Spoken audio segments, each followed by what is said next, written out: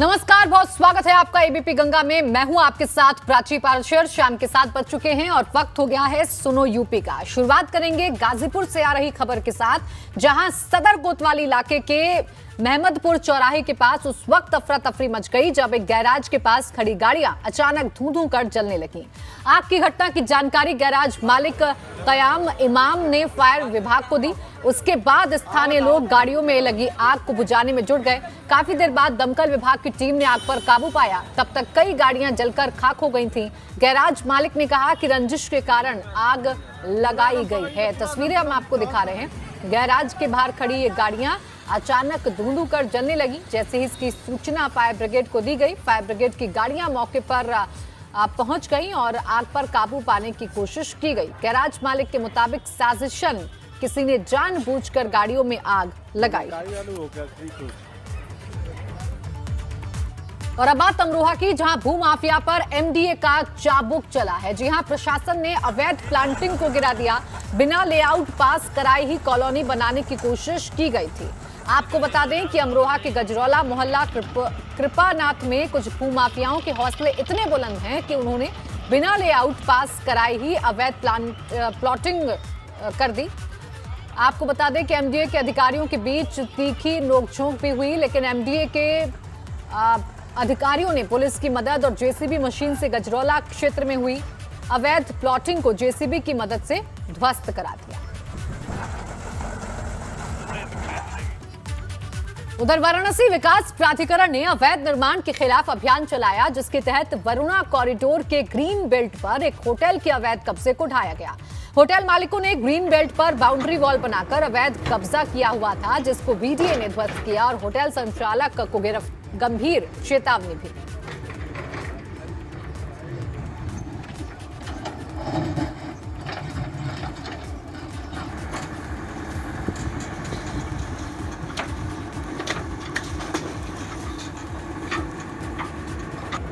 तो अवैध निर्माण के खिलाफ बीडीए ने कार्रवाई की है। ग्रीन बेल्ट पर बनाए गए अवैध निर्माण को ढाया गया है।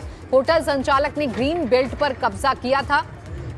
अवैध निर्माण के खिलाफ बीडीए ने बुलडोजर चलाया और इस अवैध निर्माण को ढा दिया गया। वहीं बीडीए अधिकारियों ने होटल संचालक को चेतावनी भी दी है कि अगर आगे से इस तरीके का निर्माण होटल संचालक ने किया तो उस पर और भी गंभीर कार्रवाई हो सकती है। दो तस्वीरें आपको दिखा रहे हैं, अमरोहा और वाराणसी।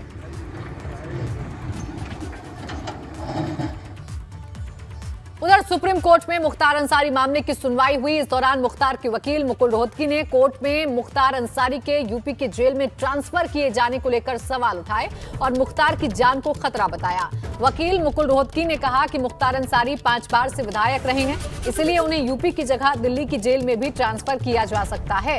वकील मुकुल रोहतगी ने कोर्ट में हवाला दिया कि यूपी की जेल में पहले से बंद रहे मुन्ना बजरंगी की हत्या एक जेल से दूसरी जेल में ट्रांसफर किए जाने के दौरान की गई थी, जिसको देखते हुए मुख्तार की जान को भी उन्होंने खतरा बताया।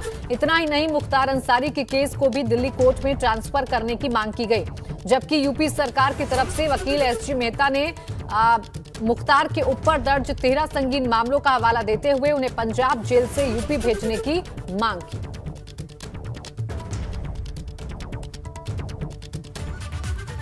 करीब साल भर पहले बॉलीवुड सिंगर कनिका कपूर की लापरवाही से राजधानी लखनऊ में कई लोगों को कोरोना संक्रमित हो गए थे, जिसके बाद कनिका कपूर पर जानबूझकर कोरोना फैलाने के आरोप में मुकदमा दर्ज हुआ था। और अब बॉलीवुड एक्ट्रेस महिमा चौधरी भी ऐसे ही मुश्किल में फंसती नजर आ रही हैं, क्योंकि महिमा चौधरी ने लखनऊ में कोरोना गाइडलाइंस का उल्लंघन करते हुए रविवार को रेडिसन होटल में एक पार्टी की थी, जिसके बाद होटल के 9 कर्मचारी एंटीजन टेस्ट में कोरोना पॉजिटिव मिले हैं। स्वास्थ्य विभाग ने इस मामले को गंभीरता से लेते हुए लखनऊ कमिश्नरेट को रिपोर्ट भेज दी है और अब महिमा चौधरी और होटल रेडिसन के मैनेजमेंट दोनों के खिलाफ कोरोना संक्रमण फैलाने का मुकदमा दर्ज हो सकता है। रेडिसन होटल के 9 कर्मचारियों में कोरोना के लक्षण पाए जाने के बाद शहर में हड़कंप की स्थिति है। स्वास्थ्य विभाग की टीम यहां आकर अपनी छानबीन कर चुकी है।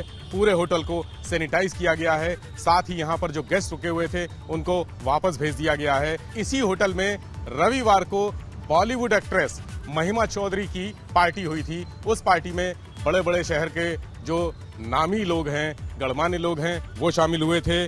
हो सकता है कि संक्रमण वहां से ही फैला हो। अगर ऐसा होता है तो ठीक 1 साल पहले 18 मार्च को शहर में बॉलीवुड एक्ट्रेस कनिका कपूर ने भी एक पार्टी में हिस्सा लिया था। वो यहाँ के 2-3 होटलों में पार्टी करने गई थी। उसके बाद कई जगह पर संक्रमण फैला था और कनिका कपूर के साथ ही कई अन्य लोगों के खिलाफ एफआईआर दर्ज कराई गई थी। महानगर कोतवाली और सरोजनी नगर कोतवाली में 2 एफआईआर हुई थी, जिसकी अभी भी जांच चल रही है। अगर संक्रमण फैलाने के किसी भी मामले में महिमा चौधरी या होटल प्रबंधन दोषी पाया जाता है तो इस बार भी एफआईआर दर्ज करने की कार्रवाई की जाएगी। फिलहाल इस मामले में होटल प्रबंधन कुछ भी बोलने को तैयार नहीं है। आगे पुलिस का काम है, जो जांच में सामने आएगा उसके आधार पर कार्रवाई की जाएगी। कैमरामैन पंकज निगम के साथ विवेक त्रिपाठी, एबीपी गंगा, लखनऊ। वहीं लखनऊ में भाजपा सांसद कौशल किशोर के बेटे आयुष पर हुई फायरिंग के मामले में अब सांसद का बेटा खुद फंस चुका है, क्योंकि सांसद के बेटे पर गोली किसी और ने नहीं बल्कि खुद उसके साले ने चलाई थी, जिसके बाद आयुष को अस्पताल में भर्ती करवाया गया था, जहां से वो फरार हो गया। और इस मामले में अब सांसद के बेटे आयुष और उसके साले आदर्श के खिलाफ एफआईआर दर्ज हो गई है। वहीं इस घटना का सीसीटीवी फुटेज भी सामने आ गया है, जिसमें आदर्श घर के बाहर खड़े होकर फायरिंग करता नजर आ रहा है। आपको बता दें कि आयुष के पिता कौशल किशोर मोहनलालगंज से भाजपा सांसद हैं, लेकिन उन्होंने साफ कर दिया है कि उनका इस मामले से कोई लेना देना नहीं है, क्योंकि उनका बेटा उनके साथ नहीं रहता था।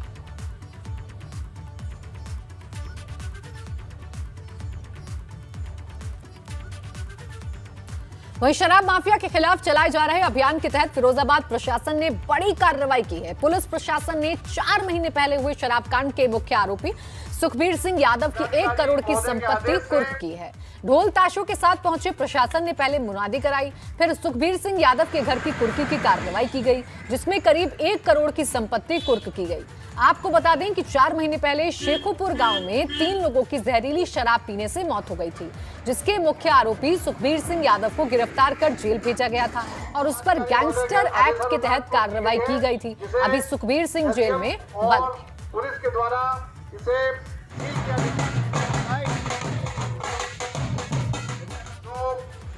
मुलजिम। देश भर में किसानों के आंदोलन के आज 98 दिन पूरे हो गए हैं और 2 दिन बाद सैकड़ा भी हो जाएगा, लेकिन आंदोलन जारी है। आज सहारनपुर में आरएलडी की महापंचायत में पहुंचे जयंत चौधरी ने कृषि कानून को लेकर किसानों को संबोधित किया। चौधरी ने कहा कि चाहे हरियाणा हो, चाहे पश्चिमी यूपी हो या चाहे राजस्थान हो, हमारे किसान भाई 3 महीने से ज्यादा दिन से आंदोलन पर बैठे हुए हैं। इस आंदोलन के दौरान सैकड़ों किसान पर मर गए, लेकिन आंसू पोंछने कोई नहीं आया। चौधरी चरण सिंह जी सबसे बड़े किसान हितैषी थे। उधर दूसरी ओर दिल्ली गाजीपुर बॉर्डर पर भी अचानक से किसानों की भीड़ बढ़ने लगी है, जिससे प्रशासन अब अलर्ट हो गया है।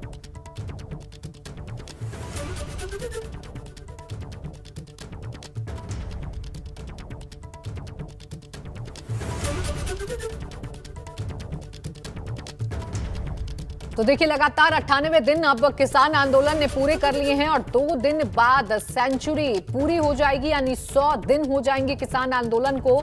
इस बीच लगातार तमाम राजनीतिक पार्टियों की जो महापंचायत है उसका सिलसिला यूपी में जारी है। जयंत चौधरी आरएलडी के उपाध्यक्ष लगातार जगह जगह महापंचायत कर रहे हैं और तीखा हमला सरकार पर बोलते हुए नजर आ रहे हैं। जयंत चौधरी ने आज भी महापंचायत की और उन्होंने इन कृषि कानूनों को लेकर सरकार पर हमला बोला।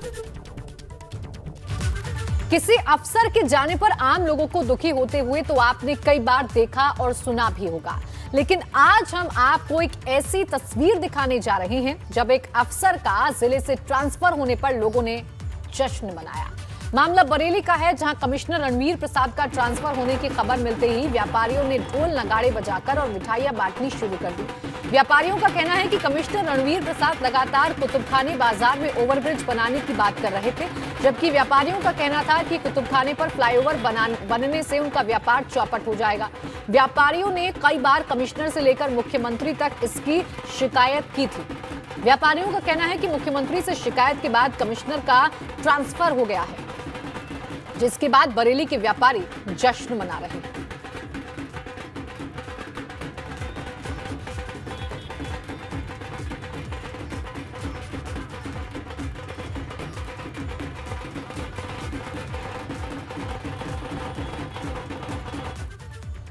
प्रयागराज के बसवार गांव से शुरू हुई कांग्रेस की नदी अधिकार यात्रा पर आज ग्रामीणों ने हमला कर दिया। कांग्रेस ने निषाद समाज को अपने पाले में करने के लिए नदी अधिकार यात्रा की शुरुआत की थी, लेकिन प्रयागराज में आज निषाद समाज के ही लोगों ने कांग्रेस की यात्रा का विरोध करना शुरू कर दिया।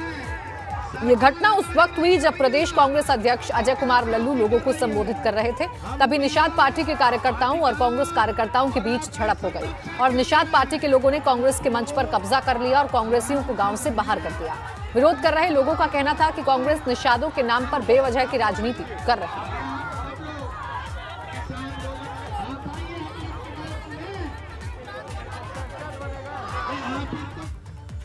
यूपी में अंतर्राष्ट्रीय महिला दिवस यानी कि 8 मार्च को कोरोना टीकाकरण महिलाओं को समर्पित होगा। इस दिन 3 सत्रों में सिर्फ महिलाओं को टीका लगेगा।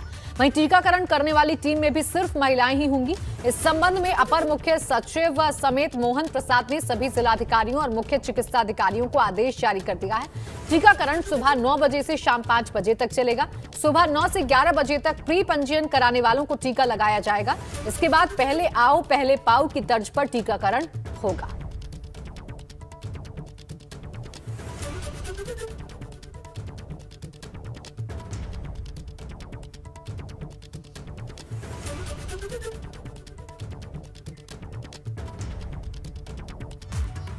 उधर संभल में जिलाधिकारी ने जिले की कमान संभालने के कुछ ही दिनों के अंदर सरकारी कर्मचारियों और अधिकारियों के लिए नया फरमान जारी कर दिया है। जिलाधिकारी संजीव रंजन की ओर से जारी आदेश में कहा गया है कि सरकारी कर्मचारी और अधिकारी जीन्स और टी-शर्ट पहनकर दफ्तर नहीं आ सकेंगे। पिछले महीने गोरखपुर विकास प्राधिकरण में सीईओ संजीव रंजन को संभल के जिलाधिकारी के रूप में तैनाती दी गई। जिले के नए जिलाधिकारी संजीव रंजन ने सरकारी कर्मचारियों और अधिकारियों के लिए फरमान जारी करते हुए जीन्स टी-शर्ट पहनकर ऑफिस आने पर रोक लगा दी है।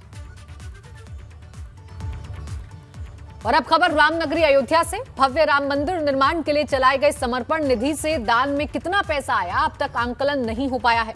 राम मंदिर ट्रस्ट के महासचिव चंपत राय ने कहा कि अभी बहुत कठिनाई आ रही है। जोड़ने में 3 बैंक हैं और 3 बैंकों की 46,000 ब्रांच हैं। अभी जितना कार्यकर्ताओं ने जमा किया है उसका पूरा टोटल नहीं आ पा रहा है। हर चीज में कुछ समय लगेगा। कितने ऐसे चेक हैं जो क्लियर नहीं हो पा रहे हैं या कुछ प्रॉब्लम आई है। उन्होंने साफ किया है कि जो चेक जमा होने के कारण उनके क्लियर ना होने को लेकर खबरें आ रही हैं वो भ्रामक हैं और किसी भी तरह के भरोसेमंद नहीं है, इसलिए उस पर विश्वास नहीं करना चाहिए। हरदोई जिले से दिल दहला देने वाली तस्वीर सामने आई है। यहाँ एक पिता अपनी बेटी की गर्दन काटने के बाद उसका सिर लेकर खुद ही थाने पहुंच गया और अपने जुर्म का इकबाल किया। जानकारी के मुताबिक मजीला थाना क्षेत्र में रहने वाले हत्या आरोपी पिता को बेटी पर किसी लड़के के साथ प्रेम प्रसंग का शक था। इसी आशंका की वजह से उसने बेटी की गर्दन काटकर हत्या कर दी और बेटी की गर्दन को हाथों में लेकर थाने पहुंच गया। आरोपी की इस तस्वीर को देखकर इलाके में हड़कंप मच गया। फिलहाल पुलिस ने आरोपी को गिरफ्तार कर लिया है और मामले की तफ्तीश कर रही है। किस वजह से किया है आपने इस तरह से? इसका दहशतबाजी करता है तो हमने देख लिया तो हमने इसको चलो आज 2 दिन हो गए, हमने 2 दिन अभी अन्न पानी नहीं खाया। आपका चले निपटा नहीं डालेंगे। बात करेंगे बिजनौर की, जहां पुलिस की बेरहमी का एक और वीडियो सामने आया है। इस बार अतिक्रमण हटवाने पहुंची पुलिस अपना आपा खो बैठी और सड़क किनारे ठेले लगाने वालों पर टूट पड़ी। सामने आए वीडियो में एक ठेला लगाने वाले को थप्पड़ मारती दिख रही है।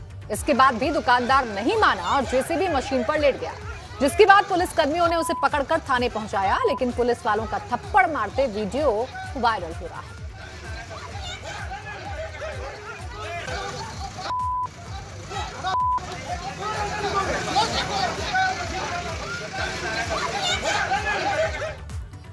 उधर बिजनौर से एक दारोगा की बदसलूकी का वीडियो सामने आया है। वीडियो में दारोगा अपनी टीम के साथ सब्जी मंडी में दिखाई दे रहा है, जहां रोड किनारे जमीन पर सब्जी लगाए बैठे किसानों से रास्ता खाली कराने को लेकर दारोगा उनकी सब्जी फेंकते कैमरे में कैद हुआ है।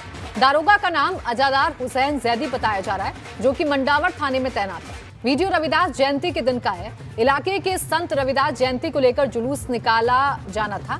इसी के लिए रास्ता खाली कराने पहुंचे दारोगा ने सब्जी दुकानदारों से बदसलूकी की और उनकी सब्जियों को फेंक दी।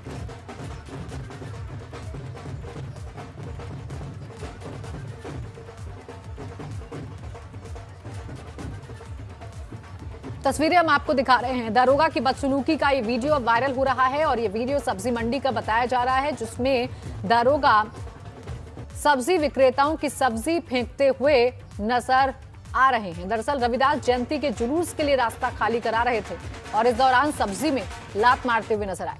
बढ़ते आगे, लखनऊ विकास प्राधिकरण ने महानगर में हनुमान सेतु के पास करोड़ों की जमीन पर कब्जा करके वहां कबाड़ियों को बसाने के मामले में एफआईआर दर्ज की गई है।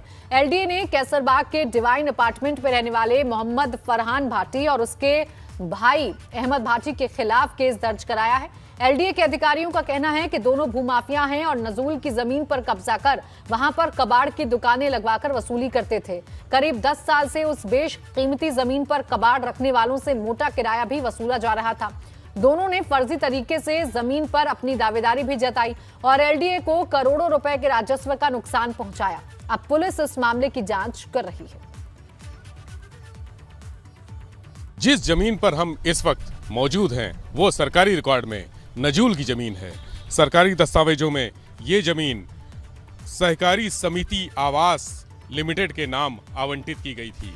पट्टा खत्म होने के बाद इस जमीन को 2011 में वापस एलडीए को दे दिया गया था। हालांकि कैसरबाग के भूमाफिया बशीर अहमद और उसके भाई दोनों ने इस जमीन पर कब्जा कर लिया और यहाँ कबाड़ियों को बसा दिया।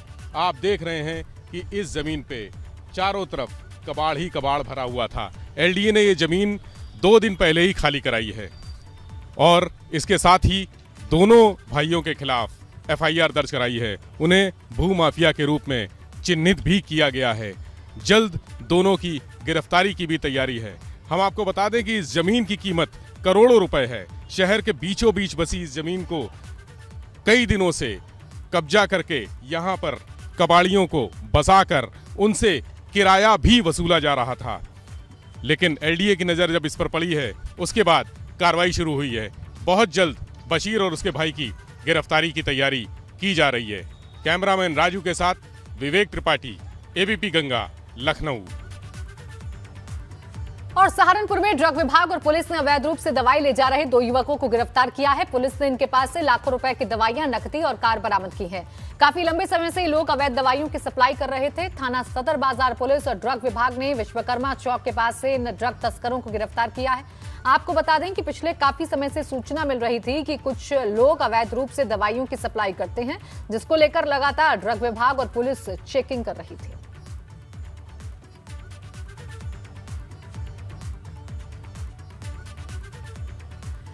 तो लाखों रुपए की दवाएं और नकदी बरामद की गई है। अवैध दवाओं का यहां पर धंधा किया जा रहा था, बिजनेस किया जा रहा था। काफी लंबे समय से इसकी सूचना भी मिल रही थी। प्रतिबंधित दवाइयों के साथ 2 लोगों को गिरफ्तार भी पुलिस ने किया। शामली में कैराना रोड के बाहर गाड़ी की साइड लगने से विवाद हो गया, जिसके बाद 2 बाइक सवार ने कार सवार की पिटाई कर दी।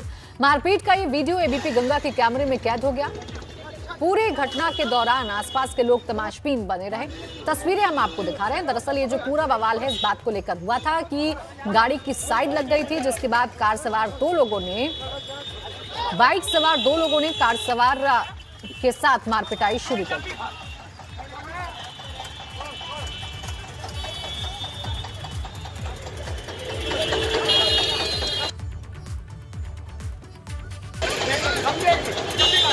तस्वीरें हम आपको दिखा रहे हैं। देखिए, मामूली विवाद में मारपीट का ये मामला सामने आया है और सबसे हैरान कर देने वाली बात तो ये है कि इस दौरान जो आसपास के लोग थे वो तमाशबीन बने रहे और किसी ने भी इस विवाद को शांत करने की कोशिश नहीं की। कार सवार की पिटाई 2 बाइक सवारों ने की है। विवाद साइड लगने को लेकर था। साइड लगी थी कार की, जिसकी वजह से बाइक सवारों को इतना गुस्सा आया कि उन्होंने बीच सड़क पर जमकर हंगामा किया।